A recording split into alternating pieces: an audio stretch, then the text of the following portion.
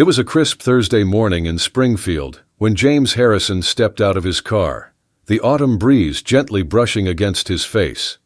The red MAGA hat sat firmly on his head as he walked toward Morning Brew, the town's favorite coffee shop. No one would have guessed that this simply dressed black man was actually their newly elected mayor, and that's exactly how he wanted it. James believed in seeing his town for what it truly was, not through the polished lens of official meetings or rehearsed welcomes.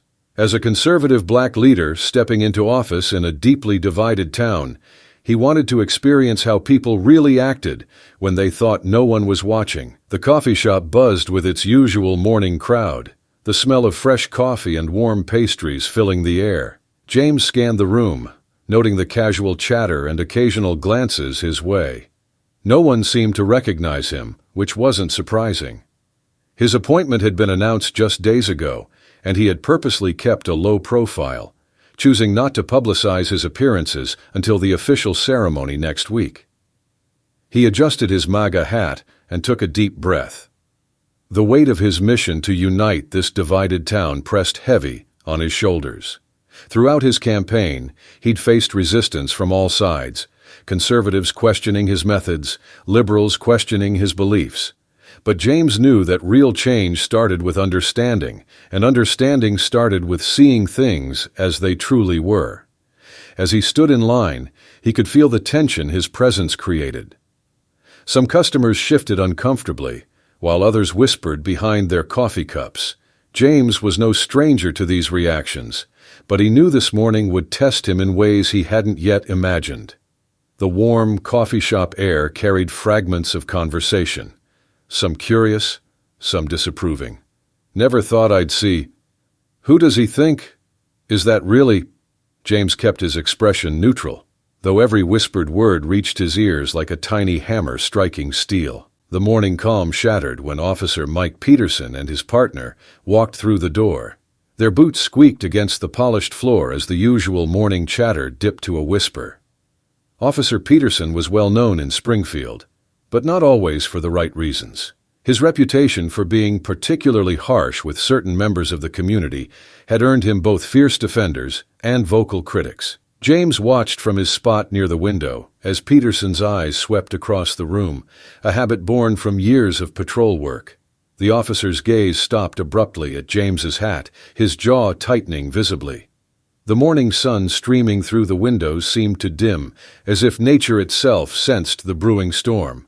Peterson nudged his partner, jerking his head in James's direction.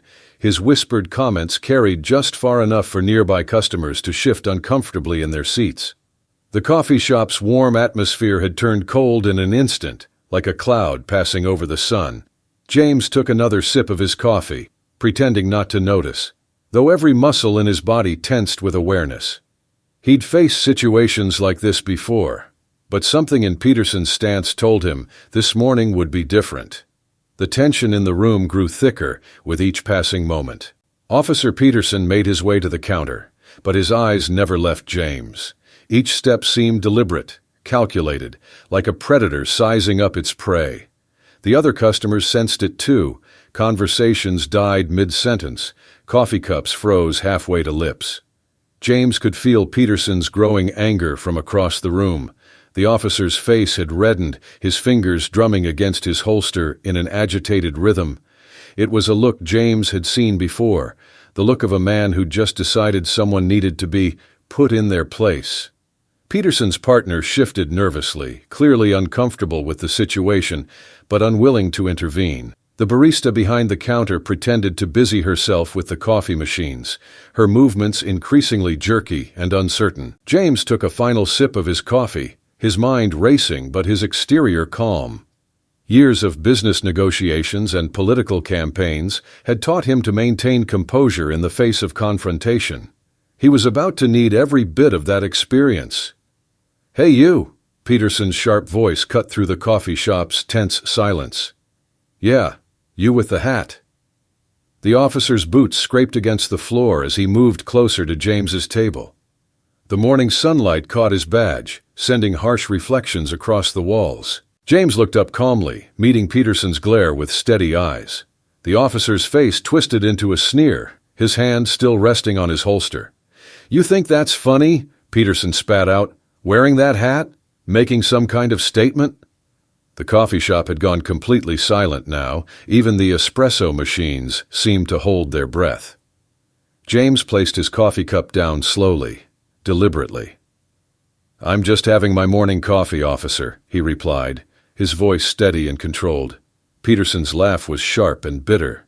"People like you," he leaned in closer, his voice dropping to a dangerous whisper, "trying to prove some point. You don't even understand what that hat means, do you?" James's fingers tightened slightly around his cup, but his face remained neutral. Years of dealing with prejudice had taught him to wear patience like armor. "I understand exactly what it means, officer. The question is, do you understand what that badge means?" The challenge in James's calm response seemed to flip a switch in Peterson.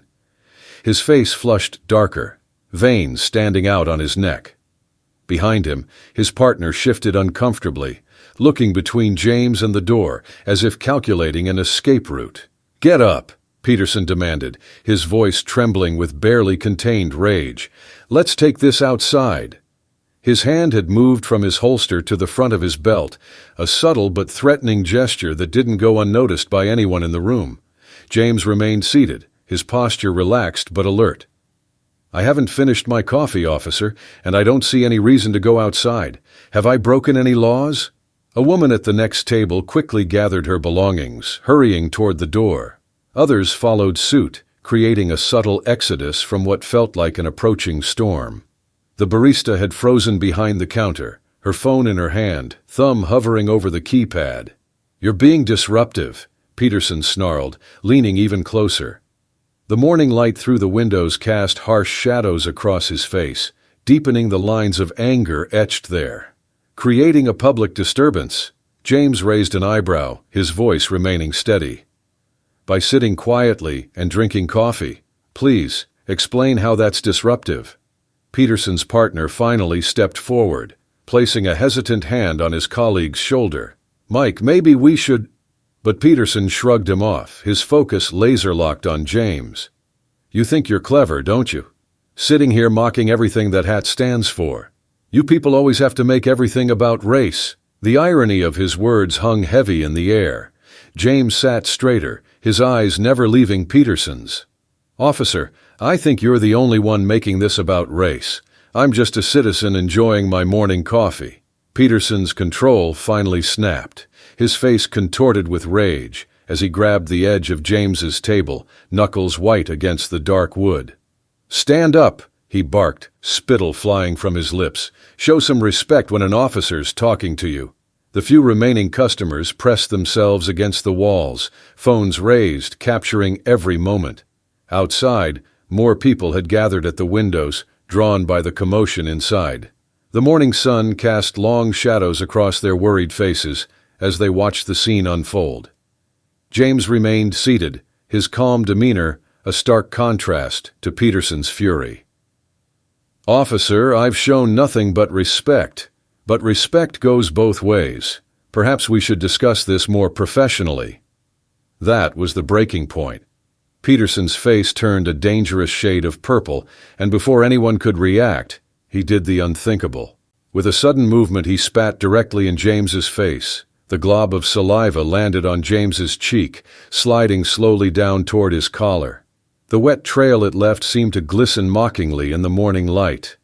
Time seemed to freeze. The barista's gasp echoed through the silent room. Peterson's partner took a step back, shock evident on his face. Even the morning light streaming through the windows seemed to pause, suspended in the gravity of the moment. A coffee cup shattered somewhere in the background, the sound like a gunshot in the tense silence. James didn't move, didn't flinch. With deliberate slowness, he reached for a napkin and wiped his face, his movements careful and controlled. The quiet dignity of his response seemed to infuriate Peterson even more. The napkin trembled slightly in James's hand, the only sign that he was affected by the humiliation.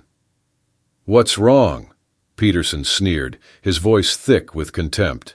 "Lost that attitude now, haven't you?" Behind him, several customers hurried toward the door, the bell chiming a frantic rhythm as they fled the scene. A young mother pulled her child closer, shielding his eyes from the ugly scene unfolding before them.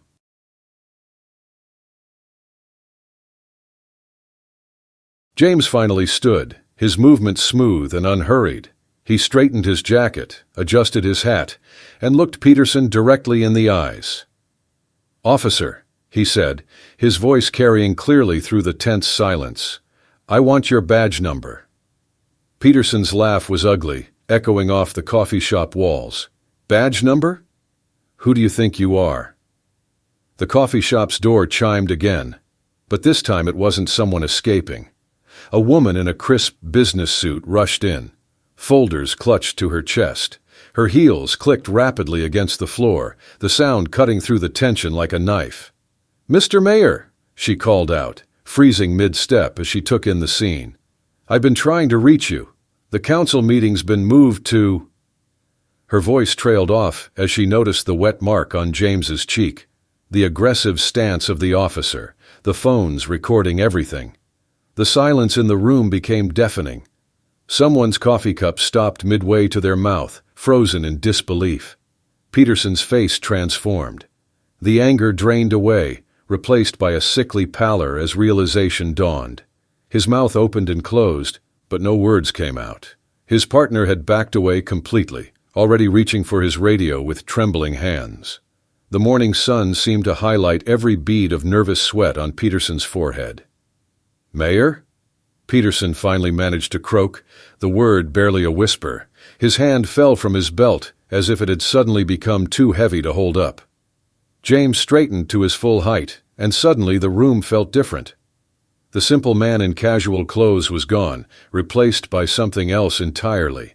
Power radiated from him, not the kind that came from a uniform or a badge, but the kind that came from absolute certainty in one's position. The air itself seemed to crackle with newfound authority. "Yes, Officer Peterson, Mayor James Harrison, though I shouldn't have to be mayor to be treated with basic human dignity, should I?" His voice was still calm, but now it carried the weight of authority. "I came here this morning hoping to understand my town better. I'd say I've learned quite a lot."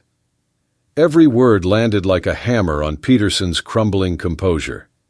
Peterson's hand fell limply from his belt. Around them, phones kept recording, capturing every moment of his humiliation. The morning sun that had witnessed the entire incident now seemed to spotlight the officer's shame. A few whispers started circulating among the witnesses, the story already beginning to spread. "Sir, I didn't—" Peterson stumbled over his words, his earlier bravado evaporating like morning dew. "No, you didn't," James cut him off. "You didn't think. You didn't consider. You just acted on your prejudices, and that's exactly why things need to change in this town, starting right here, right now." The next few hours turned Morning Brew into the epicenter of a brewing storm. Police Chief Roberts arrived within minutes, his heavy footsteps matching the weight of the situation. His face darkened as he watched the video footage played back on multiple phones, each angle showing the same undeniable truth of what had transpired. Peterson stood in the corner, shoulders slumped, his earlier arrogance replaced by the hollow look of a man watching his career crumble. His partner had already given 3 separate statements, each one carefully emphasizing his attempts to defuse the situation. The morning sunlight that had witnessed the incident now cast harsh shadows across Peterson's face, highlighting every bead of nervous sweat. "This isn't just about one incident," James addressed the gathering of officers and witnesses, his voice carrying the authority that had been there all along, hidden beneath his casual demeanor. "This is about a pattern that needs to break. Today it happened to the mayor. Yesterday, it was someone else. Tomorrow? Who knows? But it ends now." Chief Roberts stepped forward, the gold stars on his collar catching the light. "Officer Peterson is suspended, effective immediately," he announced, each word falling like a hammer in the quiet room. "A full investigation will follow." He turned to James, his expression a complex mixture of respect and embarrassment. "Mr. Mayor, on behalf of the department—" James raised his hand, stopping him mid-sentence. "Save the apologies, Chief. I want action, not words." His gaze swept the room, meeting every pair of eyes. This is an opportunity for real change, not just another PR statement. Outside, a crowd had gathered, their phones raised high, capturing everything through the coffee shop windows.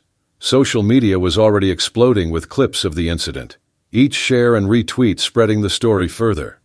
Inside, the warm coffee shop air had grown thick with tension and the weight of impending consequences.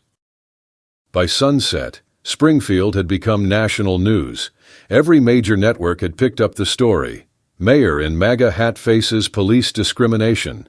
Social media exploded with hashtags and calls for reform, the incident sparking fierce debates about prejudice, power, and the complex intersections of race and politics in America. The emergency town hall that evening was a powder keg of emotions. The historic building's meeting room, typically spacious enough for regular civic meetings, now strained under the weight of the entire community. People packed every available space, standing along walls, sitting in aisles, crowding doorways. The summer heat, intensified by hundreds of bodies, caused the old ceiling fans to work overtime, their gentle whoosh providing a backdrop to the tension. James stood at the podium, his MAGA hat placed deliberately before him. The same hat that had triggered such hatred hours before now served as a powerful symbol. Camera flashes punctuated the heavy air as he prepared to speak. "Today's incident wasn't just about me," he began, his voice carrying to every corner of the room. "It wasn't just about Officer Peterson. It was about every assumption, every prejudice, every moment when we let our biases override our humanity." He picked up the hat, turning it in his hands. This hat means different things to different people. But the moment we stop seeing the human being wearing it, we've lost our way. The crowd hung on his every word, the room so quiet you could hear the old building's wooden beams creaking. Outside, more people gathered, their phones broadcasting the speech live across social media. Local news crews jostled for position near the windows, their cameras capturing what many would later call a defining moment for their small town. "Tomorrow," James continued, "we begin the real work, not just policy changes, not just sensitivity training, but the harder task of examining our own hearts, our own prejudices, our own assumptions." 3 months brought winds of change to Springfield. The police department underwent a complete transformation with mandatory sensitivity training sessions that went far beyond standard protocols. James himself spoke at several of these sessions, his presence a reminder of that fateful morning at Morning Brew. Officer Peterson's journey became an unexpected story of redemption. After his suspension, instead of retiring or transferring as many expected, he chose to face his actions head-on. The sensitivity training became his path to understanding. He attended every session, not just those required, often staying late to engage in difficult conversations about privilege, power, and prejudice. The coffee shop evolved into something more than just a local business. It became a symbol of transformation. Local artists collaborated on a striking mural that covered its outer wall, depicting hands of different colors reaching toward each other across a divide. The image became so iconic that people traveled from neighboring states just to see it and take photos. Weekly community dialogue sessions, dubbed Coffee and Conversation, filled the shop every Thursday evening. People from all walks of life, all political beliefs, and all backgrounds shared their stories over steaming cups of coffee. The very spot where Peterson had stood in anger now hosted conversations about healing and understanding. James's approval ratings soared, not because of his politics, which remained controversial, but because of his leadership in handling the incident. He became known as someone who could bridge divides, who understood that respect transcended political affiliations. The MAGA hat from that day sat in a display case at City Hall, alongside a simple plaque that read, "Change begins with understanding." 1 year after the incident, Springfield had become a case study in community transformation. National news crews returned, this time to document the positive changes that had taken root in the small town. The story they found wasn't just about one incident of prejudice. It was about how a community chose to respond to it. James still visited Morning Brew every morning, sometimes wearing his MAGA hat, sometimes not. But now his presence inspired conversations rather than confrontations. People learned to look beyond their initial judgments, to see the person behind the politics. The coffee shop's revenue had doubled, not from the publicity, but from becoming a genuine community hub where differences were discussed, not disputed.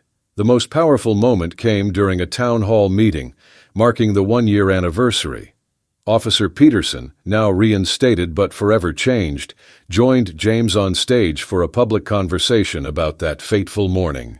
Together they shared their perspectives, their learning, and their hope for the future. The same phones that had recorded their conflict now captured their reconciliation, streaming it live to thousands. "Sometimes," James said in his closing remarks, his voice carrying the weight of experience, "it takes a moment of darkness to show us where we need to shine the light. Our challenge isn't to forget the past, but to learn from it, to grow through it, and to build a better future together."